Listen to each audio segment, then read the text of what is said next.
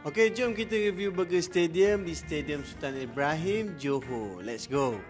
Okey, burger ni aku beli dalam stadium dekat kedai Woodfire. Kau tengoklah berapa ramai yang beratur. Dah lah orang tengah beratur, lapar ni. Boleh pula abang sebelah ni makan. Alamak, tertelan air liur aku.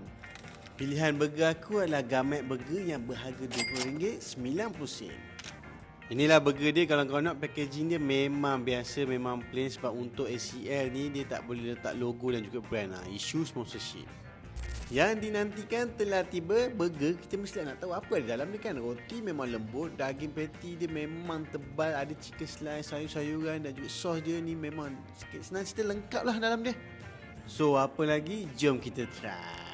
Nak kata lebih pun tak guna, tapi memang sedap dengan bahan-bahan yang premium. Cuma yelah, poket pun nak kena tebal. Siapa yang datang nak merasa burger Woodfire ni kena standby. Harga pun memang premium, tapi aku boleh jamin yang setiap gigitan tu kau akan rasa berbaloi.